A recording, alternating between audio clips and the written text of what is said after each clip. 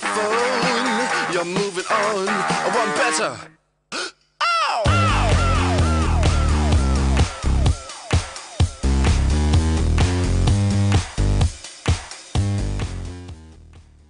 Jean-Pierre Castaldi, bonjour. Faut-il encore vous présenter? Vous êtes comédien, vous avez à votre actif plus de 55 films et 24 pièces de théâtre. Vous êtes une des figures les plus populaires du grand et du petit écran. Vous êtes également l'auteur d'une autobiographie, Au hasard de la vie, qui a été publiée en mars 2011, sur lequel vous faites le point sur votre vie et sur lequel vous cherchez à rétablir un peu votre image. Pourquoi vous avez fait ce livre? Pour montrer que vous n'étiez pas l'armoire à glace, grande gueule, un peu macho. Non, c'est-à-dire que très souvent dans les médias, quand il y a un raccourci qui est pour me présenter, et je voulais rappeler que j'étais quand même à la base un acteur, un comédien, et que, bon, alors évidemment, je suis grand, je suis fort, enfin à l'époque, 1m80, c'était... Ouais, mais je ne suis pas que ça, heureusement pour moi, quoi. Et j'étais un peu fatigué d'être toujours ramené à ce primate très sympathique, mais primate quand même, quoi. Alors, on y apprend, entre autres, qu'avec Montand et Signoret, qui étaient vos beaux-parents, ça n'a pas toujours été le grand amour, notamment avec Montand. Ça a été, je voudrais résumer ça à une phrase. Quel est le papa qui voit arriver avec bienveillance son futur gendre? Voilà, disons les choses comme ça. Mais dans le livre, je raconte très vite que j'ai appris à aimer ces gens-là, à les respecter, à les comprendre. Et surtout, j'ai réalisé au fil du temps de la chance que j'avais eue de rencontrer, de les côtoyer, d'avoir vu des grandes stars, des vrais, des intellectuels une intellectuelle de haut vol, et rencontrer des gens que j'aurais jamais rencontrés sans eux. Alors surtout, dans ce livre, vous insistez sur les hauts de votre carrière, mais aussi les bas, et notamment les périodes un peu de vache maigre, que vous expliquez, et vous cherchez à démythifier un peu le mythe de l'acteur qui est toujours en haut de l'affiche. Oui, alors si on enlève les 20... Il y a des périodes dures, très dures. Voilà, alors si on enlève les 20, mettons 20 ou 30 premières vedettes, mettons Delon, Belmondo, par exemple, Jean Gabin est resté 15 ans sans travailler, ou plus de 15 ans sans travailler. Annie Girardot, enfin, il y en a beaucoup, hein, si on oublie. Donc, moi, je voulais raconter que les acteurs, bon, quand ça brille, mais il y a tout un travail, il y a toutes des périodes de la vie qui sont très dures, très difficiles à faire partager parce qu'on n'est pas là pour se plaindre. On a choisi, et que c'est un métier très juste, très dur et très injuste. Et vous racontez notamment que vous avez vu pointer Bernard Giraudot ou Annie Dupéré, mais d'autres. Ce qu'on imagine mal spontanément, comme voilà, ça. Quoi. On était inscrits au chômage parce que c'était une figure imposée, mais surtout, on a tous vécu du chômage. On a tous vécu, et alors on disait, bon, ils ont les assédiques, mais d'abord, c'était pas vrai parce qu'il y avait des carences et tout ça. Ce sont des périodes très, très difficiles où, pour faire ce métier, on va aux limites de l'endettement jusqu'à ce que on ait la chance de recommencer à travailler. Mais moi, j'ai des copains qui n'ont jamais recommencé à travailler. Ils sont antiquaires, ils ont ouvert un bistrot, ils font plus ce métier, quoi. Est-ce que c'est pour compenser ces vaches maigres, par exemple, que vous avez fait de la télé-réalité? À propos de la télé-réalité, vous avez dit, concernant votre fils Benjamin Castaldi, que vous aimeriez qu'il fasse autre chose que de la télé-réalité sur une radio FM. Il faut remettre les choses en place. Quand il présente... Moi, j'ai été assisté au tournage en direct de Secret Story. C'est une immense, je veux dire, pendant ces 3 heures de direct, c'est colossal. Une grosse machine. Une très grosse machine. Il y a le direct, le public, les gens qui sont enfermés, qui parlent. Il ne sait pas ce qu'ils vont dire. Bon, il fait un boulot extraordinaire. Mais c'est vrai qu'on dit que c'est un des plus doués en direct de sa génération. C'est vrai que de temps en temps, on aimerait le voir peut-être faire autre chose que... même la roue de la fortune le matin à 10h30. Donc je pense qu'il vaut mieux que ça aussi, quoi. Maintenant, encore une fois, c'est pas toujours lui qui décide. Pas plus que les comédiens décident des rôles qu'ils jouent. Votre expérience, vous, dans la première compagnie à TF1, vous avez fait ça pour le jeu, pour le cachet, pour... J'ai fait ça, mais je suis très honnête, pour l'argent. Ouais. C'est beaucoup d'argent, parce que c'est net d'impôts en plus. Ça vous a amusé de le faire? Et en le faisant, je me suis énormément amusé, et ça procède aussi de ma notoriété, parce que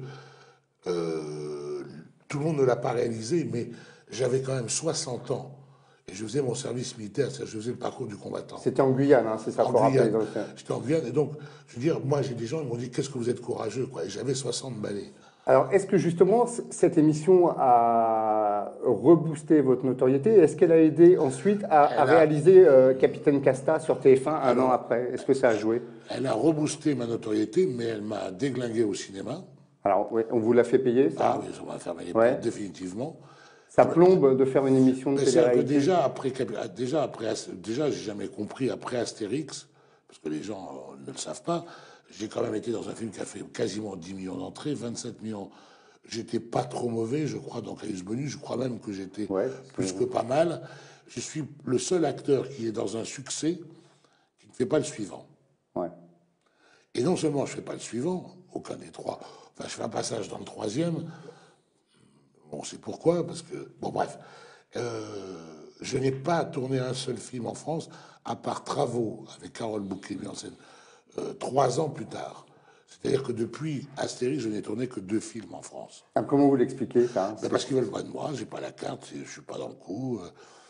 Voilà, ils veulent pas de moi. C'est que j'ai fait 4 films américains qui m'ont permis de vivre, j'ai fait du théâtre, j'ai fait Capitaine Casta, mais le cinéma, c'est Nine.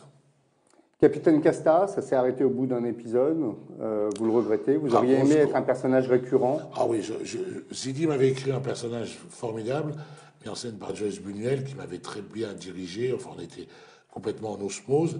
Voilà, bon, ça n'a pas plu, ça n'a fait que 6,5 millions. Ça n'a fait que 22 de ménagères. Je crois que ce qui n'est pas bon du tout. Je crois qu'il fallait faire 27 ou 28. Mais je pense que si on avait laissé ce personnage s'installer, et surtout moi,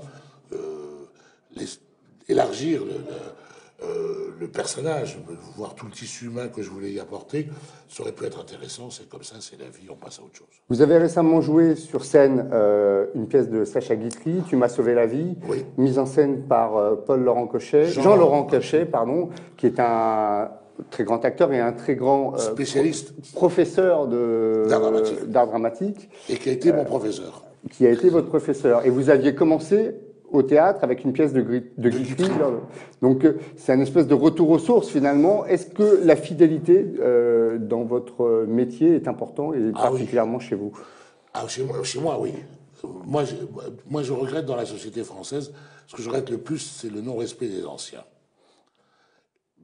Quand j'étais quelquefois... Vous mettez au compte des anciens? J'ai 67 ans quand même. Hein. Dans 3 ans, ça fait 70. Et normalement, dans 7 ans, 8 ans, je suis mort. Donc, je suis obligé je suis quand même plus près de la fin que du début, quoi. Et donc, quand j'étais aux États-Unis, quelquefois, j'étais dans des grands stades, voir des matchs de football américain. J'adore ça, le football américain. J'adore le rugby. Mais le football américain, c'est impressionnant, quoi. Et j'étais dans 2-3 stades énormes. Et il y a des grands écrans comme ça, il y a des gens qui rentrent dans les trucs et ils sont acclamés. Je disais, mes amis, mais qui c'est? Oh là là, mais c'est un joueur de baseball qui a... C'est les vieux joueurs. C'est les vieux joueurs, les vieux sportifs. La mémoire, en France, c'est... on a l'impression... On bazarde un peu vite. Il y a ce que j'appelle en France, j'appelle ça la génération...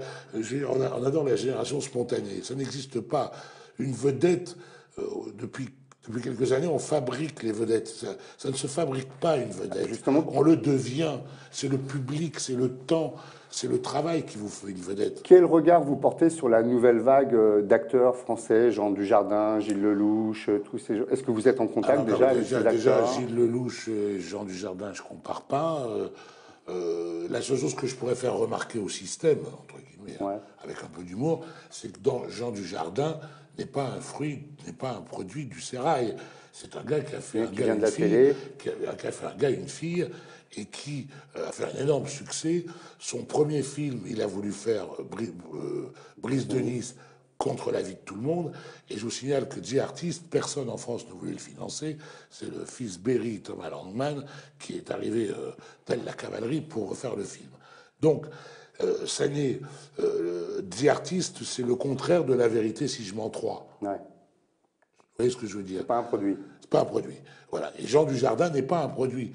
Quand il a tourné des films comme produits, ils n'ont pas marché. Parce que notamment, Jean Dujardin se revendique souvent de la figure tutélaire de Belmondo, par exemple. Oui, mais il est dans une continuité, exactement comme Belmondo quand il fait À bout de souffle avec Godard.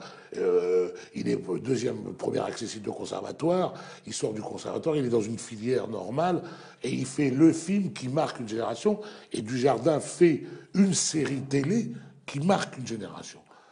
Mais lui, il a géré sa carrière autrement. Aujourd'hui, de nombreux films politiques ou sur la politique, je pense à La Conquête ou au docu-fiction sur Pompidou qui a été fait par Jean-François Balmer, sortent. Immense acteur, Jean-François Balmer. Ouais. Est-ce que vous aimeriez jouer un rôle d'homme politique ou de communicant sur la politique? J'aimerais bien faire Troscan. Moi. Ça, c'est un rôle de choix. Oui, mais c'est-à-dire pourquoi ce choix? Parce qu'il n'y a pas que de la politique, il y a aussi autre chose. D'accord. Non, et en même temps, peut-être montrer, je sais qu'on a beaucoup chargé ce monsieur et que tout ça n'est pas très net. Comme je dis, hein, personne d'entre nous n'a tenu la chandelle pour savoir réellement ce qui s'est passé. Enfin, ce qui est amusant, c'est de voir. C'est un parcours quand même incroyable, Strauss-Kahn. C'est un destin incroyable. Ouais. Je veux dire, un gars qui était pratiquement président de la République. Un peu le bûcher des vanités. Oui, voilà, exactement. Quoi. Ce mec était quasiment président de la République, quoi. Si les choses. Ça, vous le tourneriez bien. C'est un rôle que vous aimeriez. Ça m'amuse, oui, de tourner la séquence de la chambre d'hôtel, oui. La politique, est-ce que ça vous intéresse? On est en période préélectorale. Oui, je regarde tout. Je regarde tout. J'ai pour mémoire une réaction que vous avez eue sur RMC sur Eva Joly, notamment, où vous aviez piqué un petit coup de gueule. C'est pas un coup de gueule, c'est que tout d'un coup, les bras m'en tombent, quoi. Je veux dire, mes bras m'en tombent. Alors, bien sûr qu'on sait que le 14 juillet, ça coûte cher, que les avions, quand ils volent, ça coûte 400 000 € de la minute. Enfin, il y a un moment, il faut peut-être quand même s'arrêter, quoi. Je veux dire, attendez, la France, elle a une histoire, et encore une fois, respectons l'histoire. Alors on peut ne pas être d'accord, c'était une autre époque, un autre temps. Voilà, moi j'ai énormément de respect pour les gens qui meurent pour la patrie. Voilà, c'est comme ça. Et au moins qu'on a un devoir de mémoire. Et puis le 14 juillet, c'est une fête nationale. Les gens sont. Moi je comprends pas. Voilà. Justement sur le devoir de mémoire et sur les soldats, le fait que les soldats aujourd'hui meurent en Afghanistan et qu'on... C'est terrible, cette histoire elle est terrible aussi parce que c'est pareil, ça procède du même... À partir du moment où on devient soldat, on met son... On sait qu'on risque sa peau quand on est militaire. Et on fait ce métier aussi pour les risques. Moi j'en connais beaucoup des militaires.